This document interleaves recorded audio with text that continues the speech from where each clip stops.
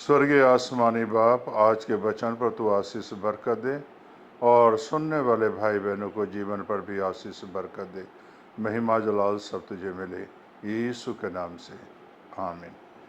मेरे प्यारे भाई बहनों, जैसा कि आजकल मैं बता रहा हूँ, पाप की एक पहचान करा रहा हूँ, और जब तक इंसान अपने पाप को नहीं छोड़ेगा, जब तक गुनाह को नहीं छोड़ेगा, पाप से तौबा नहीं करेगा, तब तक वो परमेश्वर के राज्य में कभी जा भी नहीं सकता है।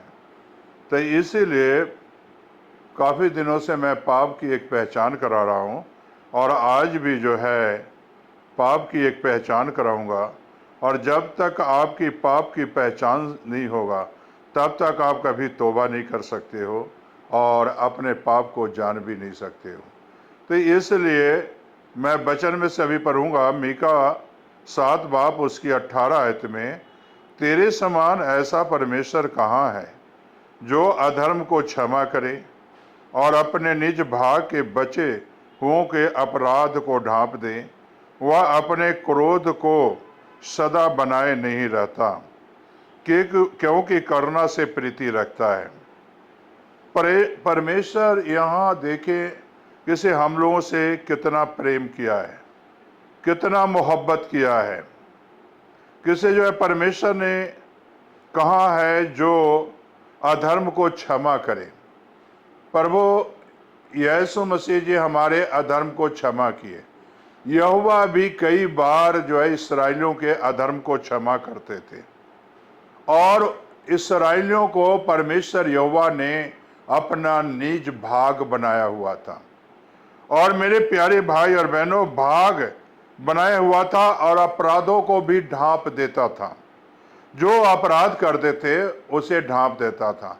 बेशक परमेश्वर यहोवा क्रोध करता था और पाप की सजा भी देता था, लेकिन सजा जब मिलती थी और लोगों ने तौबा करते थे, पश्चाताप करते थे, अपने पापों को जब मानकर छोड़ देते थे, तो यहोवा ने उनके सारे अधर्म को, सारे पापों को ढांप देता था।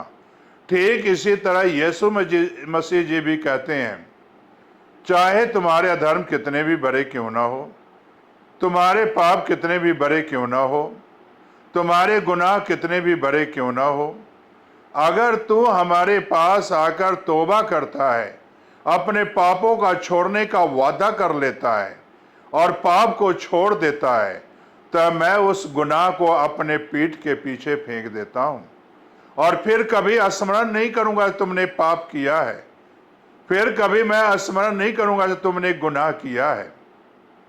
मेरे प्यारे भाई और बहनों, कहने का मेरा मकसद यही है से हर एक पापी जब अपने पाप से तौबा कर लेता है, गुनाह से पश्चाताप कर लेता है, तो परमेश्वर उसे अपने बेटे और बेटियां को बना लेता है।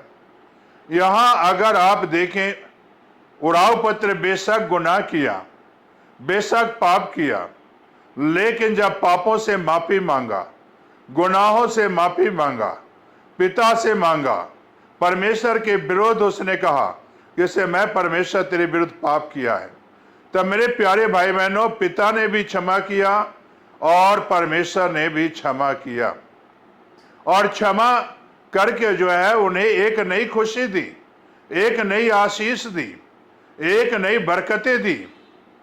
जब हम गुनाह में रहते हैं तो हम आशीष से वंचित रहते हैं, पाप में रहते हैं तो वंचित रहते हैं, हमारे आशीष हमारे पास नहीं आता।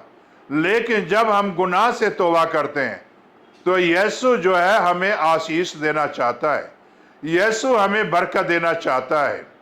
क्या आप अपने अधर्म में जीना चाहते हैं? क्या आज जो है जो परमेश्वर ने आपके लिए भाग दिया है, क्या उसे खोना चाहते हैं? परमेश्वर ने आपके पाप को ढांप देना चाहता है, क्या आप उस पाप में नंगे रहना चाहते हैं? परमेश्वर का क्रोध जो है आज माफ करता है, लेकिन कल आपके लिए कोई माफी नहीं होगा। परमेश्वर का क्रोध जब भड़केगा फिर कोई माफी नहीं होगा। आज माफी है और मेरे प्यारे भाई बहनों, कल माफी नहीं मिलेगा। इसलिए आज अपने पापों से तौबा करो, अपने गुनाहों को मानो और छोड़ो और परमेश्वर के अधीन बन जाओ। परमेश्वर के पास आओ, यीशु के पास आओ, तब यीशु आपको आशीष बरकत देगा। आइए, अगर आप छोड़ना चाहते हैं अपने अधर्म को, अपने पापों को, तो सर झुकाएं और प्रार्थना करें।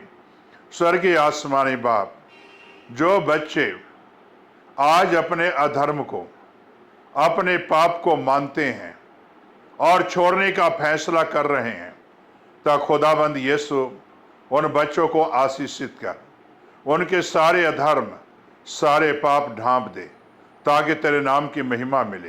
ये प्रार्थना यीशु के नाम से मांगते हैं, आमीन।